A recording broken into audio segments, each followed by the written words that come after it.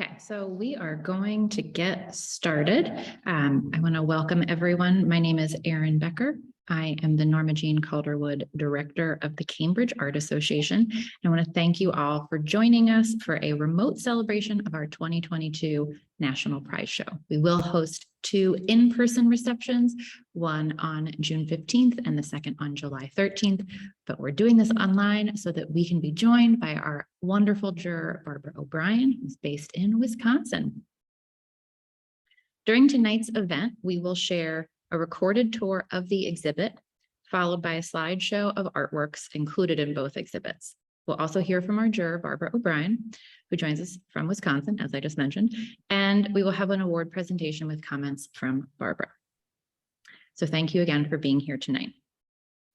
Before we get started, I'd like to remind everyone to remain muted during the speaker portions of the event. You can let us know where you're joining us from by using the chat.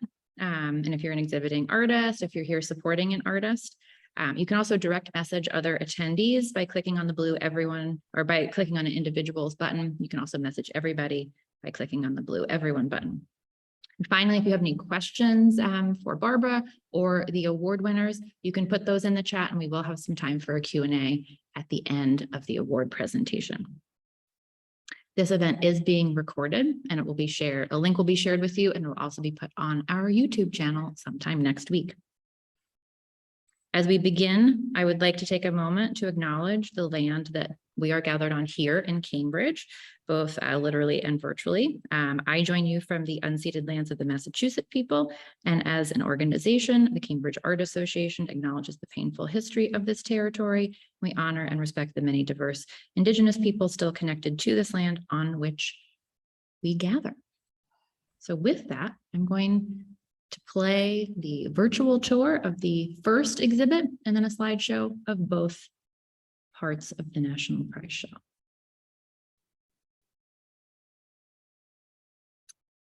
Just bear with me.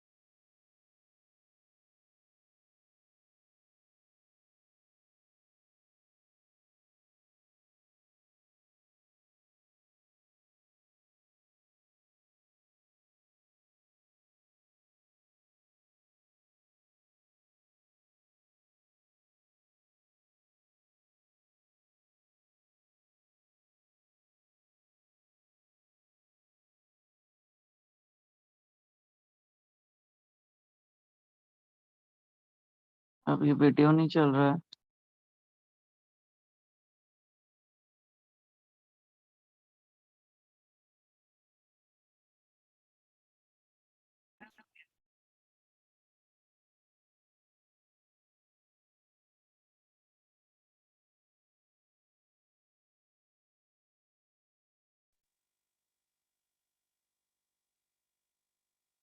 ठीक है।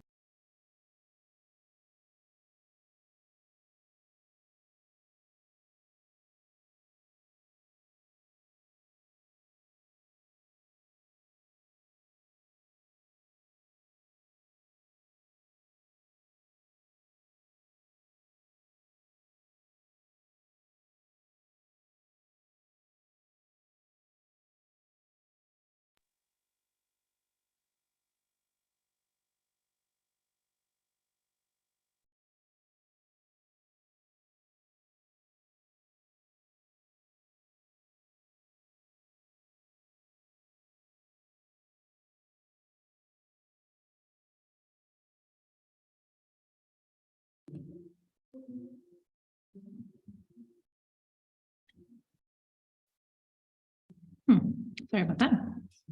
Really stopped playing.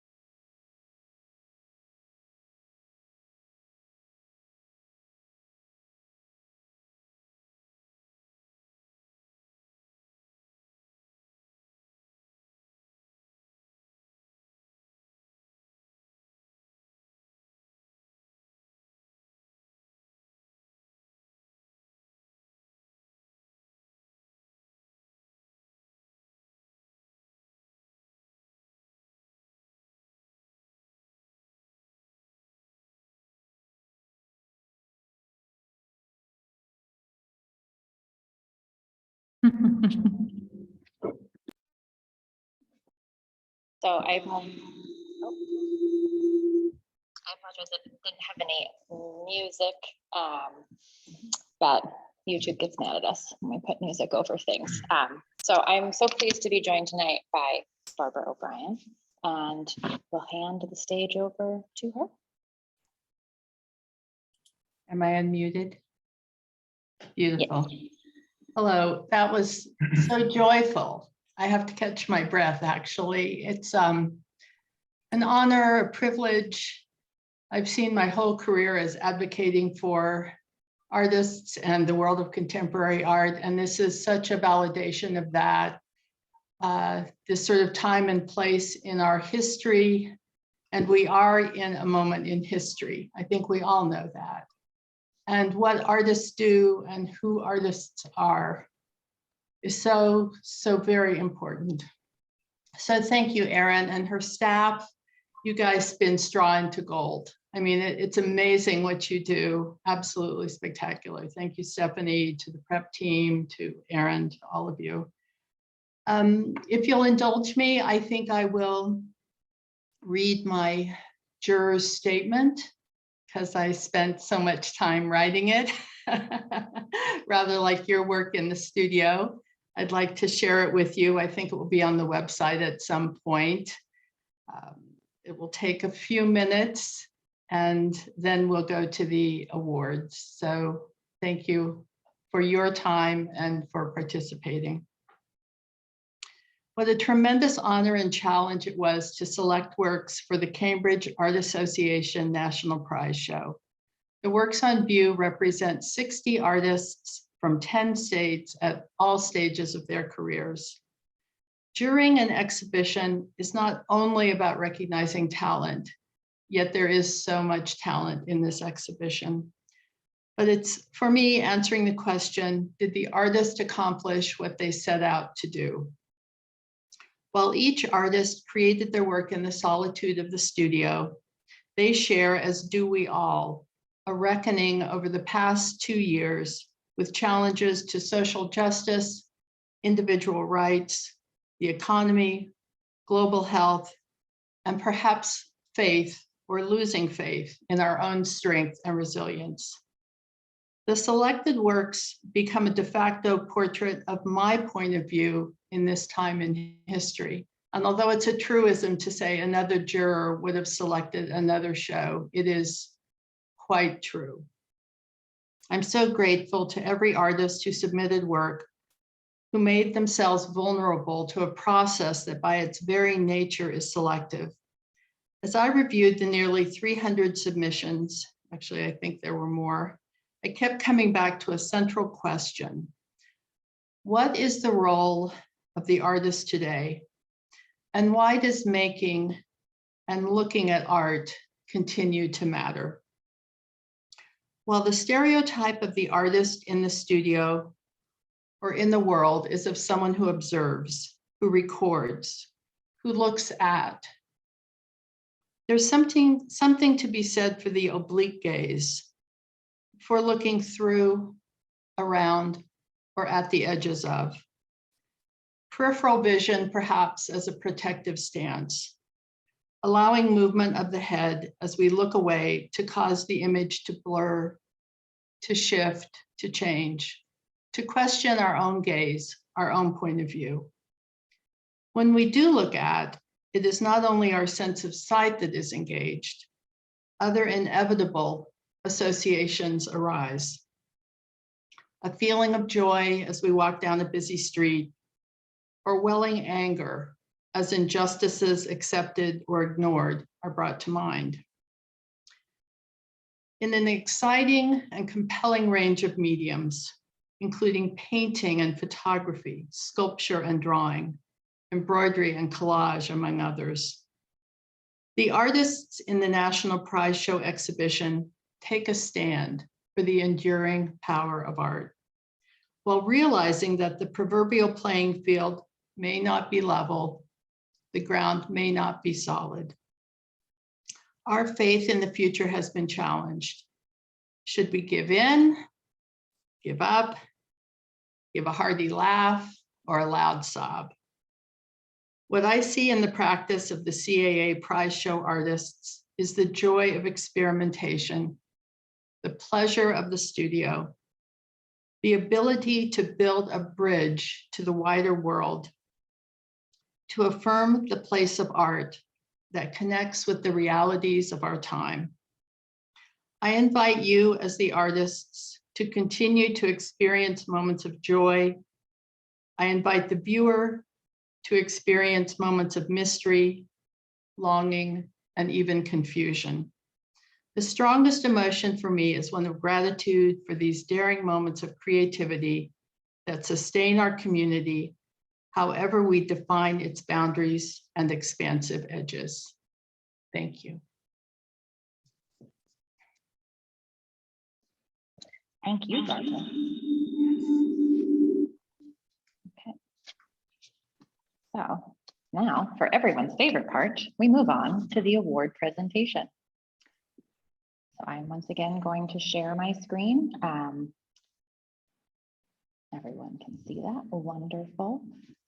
So part of the National Prize Show and part of what Barbara was asked to do was to select 6 awards, including 3 Jurors' Choice Awards, a second prize, a first prize, and a Best in Show prize.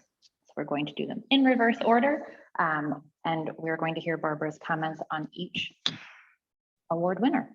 So our first Jurors' Choice Award winner is Connie Brown. And I'm going to find Connie over here. And Connie, you can unmute yourself.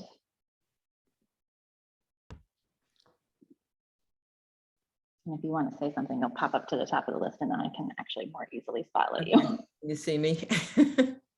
Hey, Connie. Hi. Thank you, Barbara. Oh, my pleasure. I haven't met Connie before, but I love her beautiful paintings.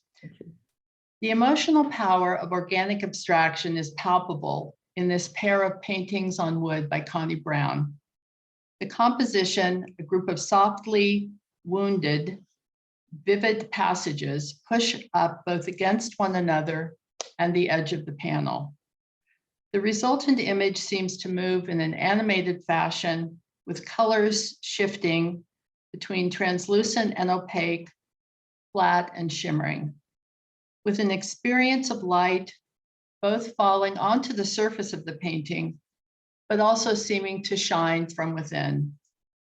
The titles, Flight and Whirlybird, both honor and upend the idea of gravity and the weight of the forms as they rest upon or seek to escape from one another. This command of form, color, and technique results in a pair of dynamic and exuberant paintings. Congratulations.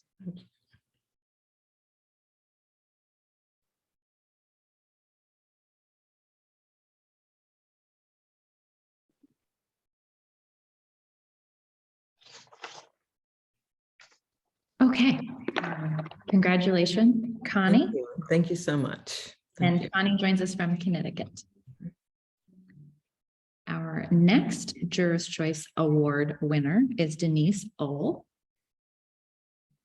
I hope I'm pronouncing your name correctly, Denise. And Denise,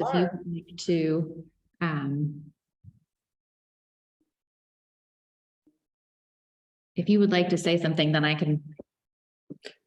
Hi, thank you. Thank you. And thank you so much, Barbara. It was really wonderful to hear your statement. It was fabulous. And thanks for choosing my work. My pleasure. Denise Ohl works in a world seemingly without sound. The extreme quiet of her small hand-coded palladium photographs reveal a carefully considered landscape where what could easily be overlooked becomes her subject. What her gaze falls upon in this unpeopled world becomes for a short time our reality. The world is defined by the matte surface and close palette of this antique photo process. We are challenged to look closely to read the image. Nothing is easily offered up. Ohl is committed to that which is often overlooked, reflections in a muddy field in snow puddles, or trees along the side of a small highway whose edges are softened by fog in around.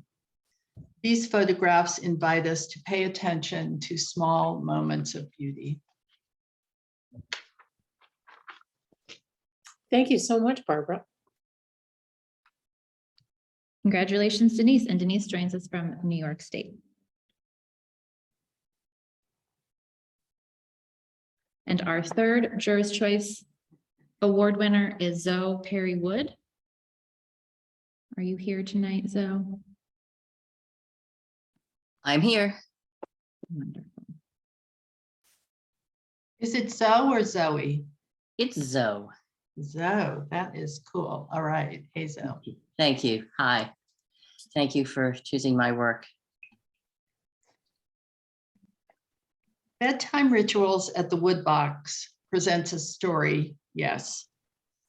But it is also a fascinating geometric composition, using the counterpoint of the diagonal planes of half-open doors and the near staccato counterpoint of scattered objects. The light that illuminates, for in a photograph, light must reveal, comes from a table lamp that both blasts from the right and is softly reflected on the left. Finally, our gaze lands upon the subject, for isn't the human figure always the primary subject? And we are left with more questions than conclusions. I love the mystery of this photograph as it grapples with the everyday and isn't afraid to look away. Congratulations, Zoe. Thank you. That was beautiful. And Zoe joined us from Lexington, Mass. Yes. So congrats to our Juror's Choice Award winners, and we move on to our second prize award, which goes to Susan Kleinard for the waiting room number 2. Are you here tonight, Susan? Hi. Thank you very much, Barbara. This is very meaningful. I'm very happy to be among so many powerful artists. Thank you. The nearly life-size figurative sculptures in Susan Kleinard's The Waiting Room combine wooden hand-carved torsos with fired ceramic heads and hands. The bravuro technique is impressive, but without her humanist philosophy, the figures would be empty vessels. Coming upon this sculpture that presents a range of ages, ethnic origins, and genders, we might want to turn away or throw our hands up in sympathetic frustration. But think again, haven't we all been there, been here? Kleinard's extraordinary technical skill set is in conversation with the subject that is at the center of a cultural conversation. The waiting room, indeed. When will our society offer access to the basic needs that the human condition demands? Am I won over by the dignity and respect shown these figures who are here waiting alone and together? Indeed, I am. And this will be on view in part 2, coming up in July. And I look forward to seeing it in person as well, Susan. We're also seeing a lot of really great comments in the chat. So we will save the chat and share it with everyone after the event as well. But congrats, Thank Susan. you, Barbara, for your gorgeous words. Thank you. It's my honor, really. Okay, so our first prize winner is Daphne Minkoff from Seattle, Washington. And are you here tonight, Daphne? I am here. I'm actually in Providence, Rhode Island, ironically. Wonderful. Welcome to this side. I know. Thank you. And thank you, Barbara.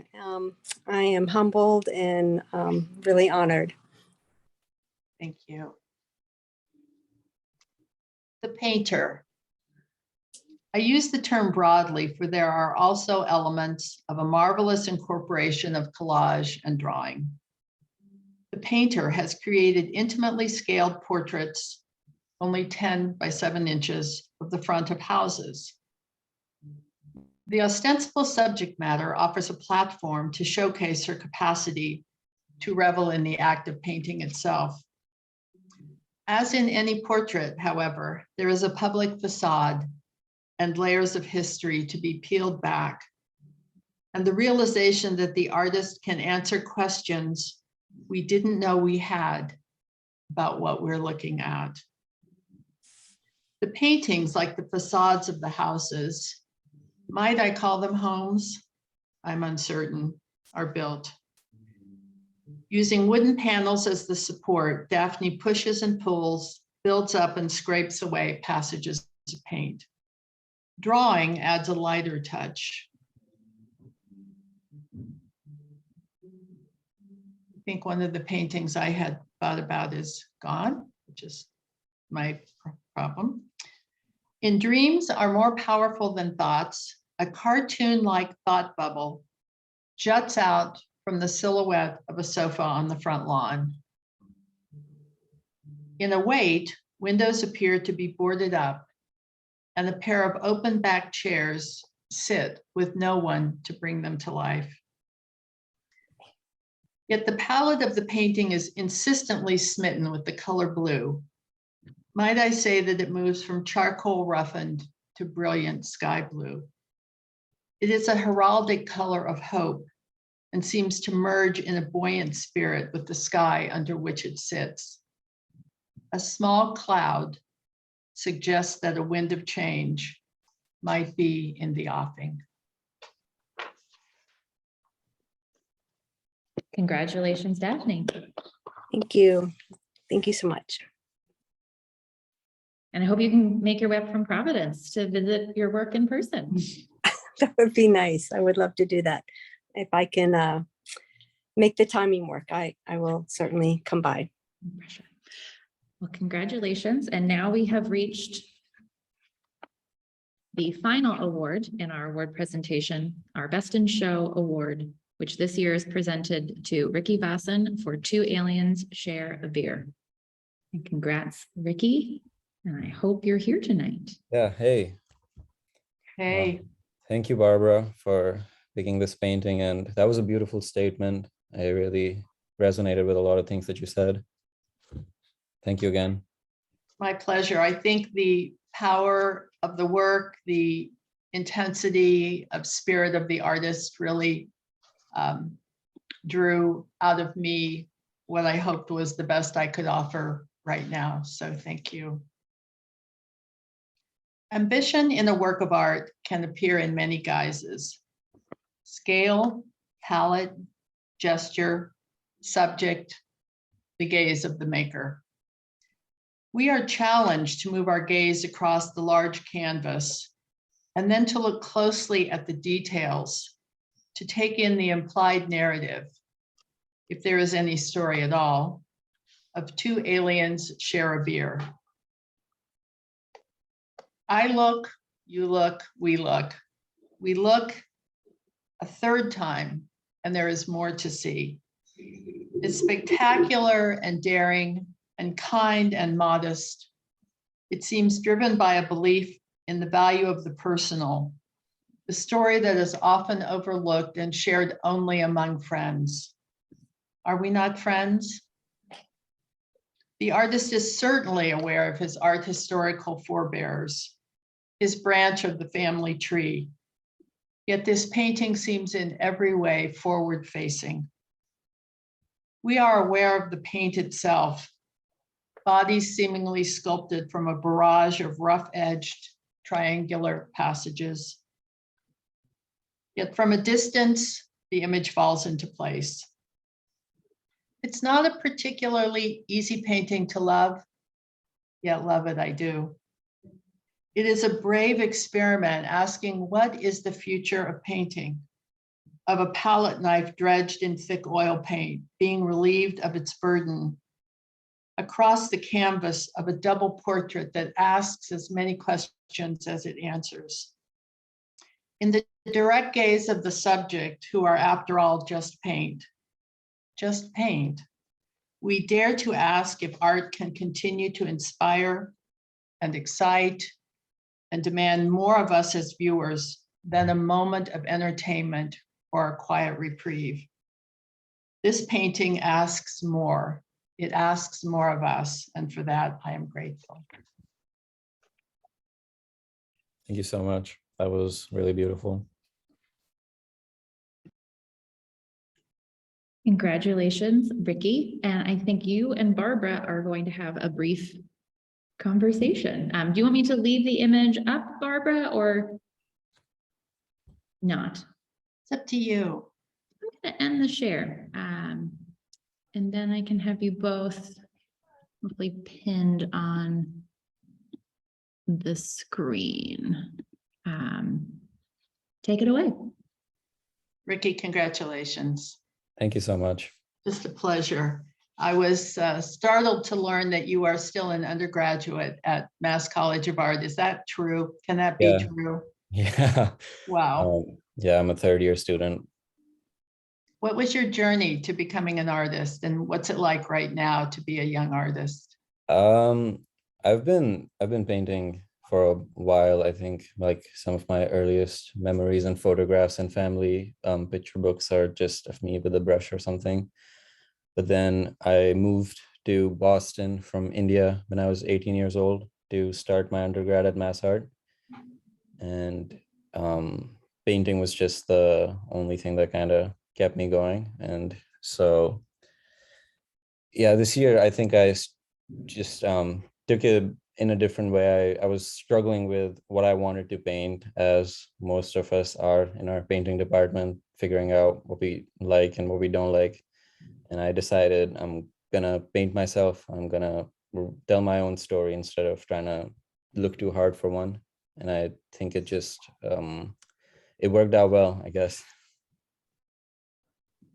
That's fantastic advice for all of us. Don't look too hard for the story. It's right there. Can you tell us a little bit about how you find the space to work at such a large scale? I've worked at a college and College of Art and university, and it's hard for students to find the space to work large, but it's also a challenge to find the ambition to go that big. What's that like for you, the space and the energy? Actually, this year I was lucky enough, since I was in a smaller painting section, that we kind of got 2 studio spaces for every student in our class, which kind of just pushed me further into making bigger paintings, because I just love working on a bigger surface. So I finally decided that I'm not gonna think about anything. I'm not gonna think about what I'm gonna do with these paintings once I'm out of school. I just went in for it. And right now this painting is sitting in my apartment, and it's ginormous for the space I'm in, but it's fine. It works out. The painting was just, it had to be done on that surface for me. Why? The story, the content, the desire to paint large. Can you share a little bit about that painting, whatever you want to share about it?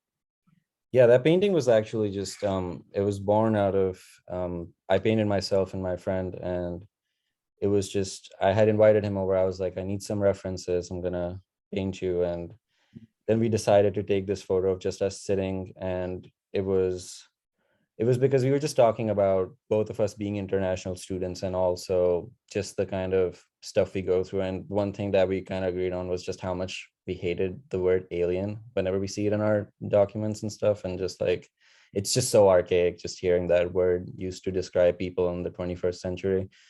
So that was just the inception, I guess, of the painting. And it was one of those paintings that I just worked on, and it just kind of fell into place on its own. I didn't have to struggle. It just happened so smoothly that it was a magical process.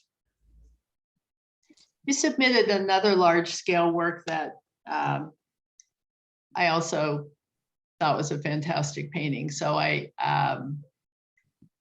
just really want to say congratulations. You are kind of a bright light for me. I knew that the work was powerful. I knew that it was an incredible painting, and to find out that you're still an undergraduate, is pretty spectacular, and maybe beyond anything I could have hoped for in terms of giving a best of show to someone, and hope that that's a bit of a springboard for you, or at the very least, affirmation.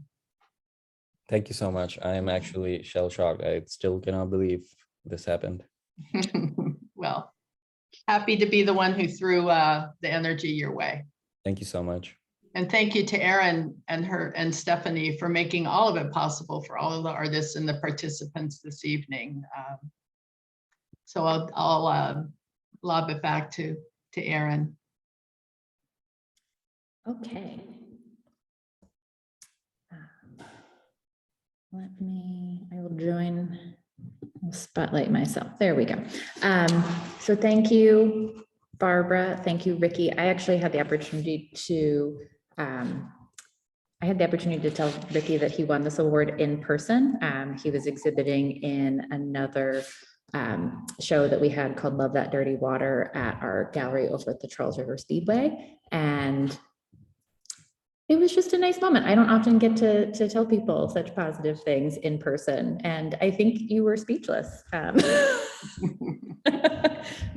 I hope you got to you were there with, that was your last day of class, I think. And you were there with some of your, with your professor and some of your classmates. Yeah. I hope you got to celebrate that night. Yeah, that was great. Thank you for that. Wonderful. So we do have some time left. If anyone has questions for any of the prize winners or for Barbara, you can use the hand raise function if you'd like, and we can unmute you. Hand raise down there in reactions. If you actually raise your hand, I probably won't see you because I can only see 5 people on here right now.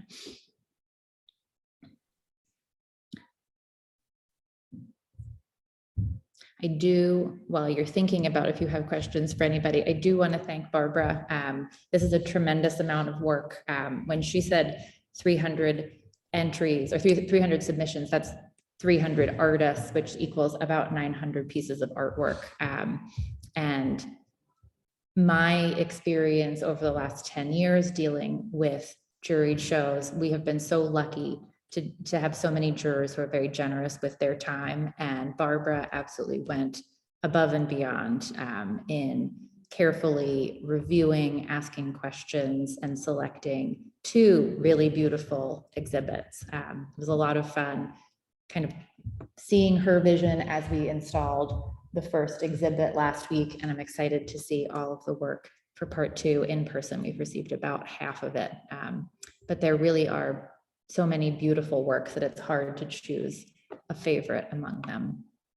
I might add that people might not know that indeed that is one thing that I asked to do. I asked to not only select the work, but to curate the exhibitions. And Erin very generously said yes. And I think there's only 1 or 2 pieces that got moved because of space. But I felt very inspired by the work that I saw, and saw arenas of activity. And I think that Erin beautifully translated beyond what I could have hoped for, especially across the digital arena. I think we've all learned so much about our capacity to communicate in new ways. And I find that a very hopeful moment. As tired as we may be of Zooms, I can say hello, everyone. I see faces that I know, people that I've never met, works that I followed on Instagram, big surprises. So that we've embraced what's possible and not turned away from our world because it's a little more difficult is very, very gratifying. Okay, well, I don't see any hand raises.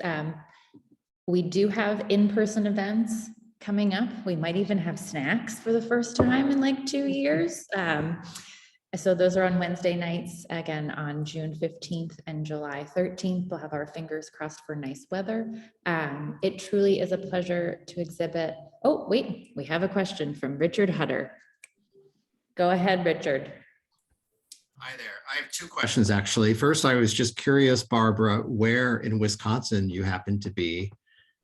Selfishly asking, because I actually went to college in Wisconsin. And then I have a question for Ricky. Well, I am in Milwaukee and interestingly ended up here because our daughter, who is an artist, after she finished graduate school, researched cities of over a certain population and tried to determine where she could afford to have an apartment, a studio, and find work. And she moved to Milwaukee. And after I left the Kemper Museum in November of 2017, we decided that for the first time in our lives together, my husband and I, that instead of moving for our jobs, which we've done many times, we would move for family. And I'm really enjoying it. It's really an interesting city full of some strong art. And I can also continue to build on my relationships that I've had over the years. That's wonderful.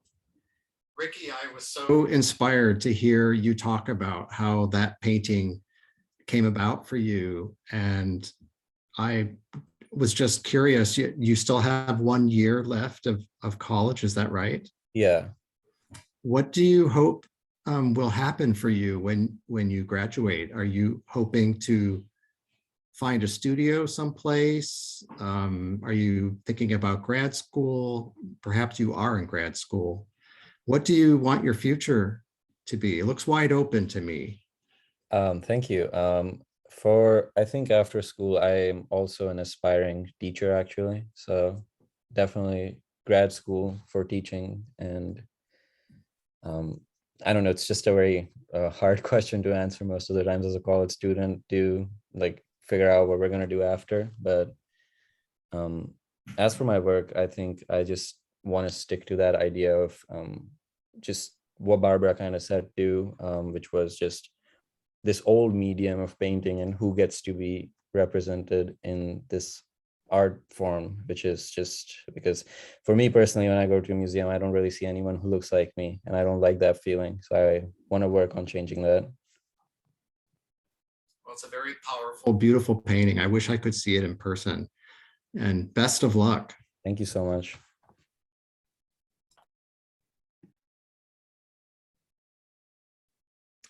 Any other questions or comments?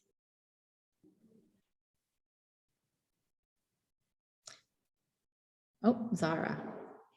Go ahead and unmute yourself, Zara. Yes, hi. I just wanted to say hi to everyone as well, and thank Barbara for selecting these amazing works, and also especially for Ricky, who's a young artist. Not that I'm very old, but I remember when I also received my award, it's really gives you the energy to move forward and have hopes. So that was like, it made me very happy that the award went to someone young like him. And also I'm from Iran, and I understand when he says there are not people like him in the museum. So I understand from the Middle East, there is like a very small number, and it's always very certain type of work that maybe Westerners don't want to recognize, that people from Middle East also make variety of works. It's not just miniature or like a very certain type of work that Westerners are used to. So I'm very glad about the Best in the Show. And of course, everybody's work was amazing. Thank you, Zara. My pleasure. Thank you.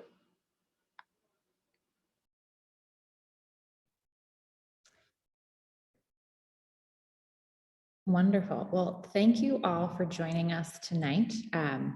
I did share in the chat the web link to the online gallery. You can sort by show 1 and show 2. Sometime in the next week or so, we will also have a print and digital catalog available for folks if you would like to have sort of a souvenir in memory of your participation in the show. CA has been presenting a National Prize Show for 24 years, which is kind of hard to believe. And Barbara joins a really amazing sort of lineage of jurors from museums and major galleries. And it has just been such a pleasure. And I look forward to seeing many of you in person at various events and just stopping by the gallery. So thank you. Thank you to Stephanie Todd Hunter for managing the back end of this tonight. She's helping us out in the office this summer, and I hope everybody has a really great weekend. So thanks so much, and congrats to all of the participating artists. Yeah. Yes, we can all unmute and give a little round of applause. Yay.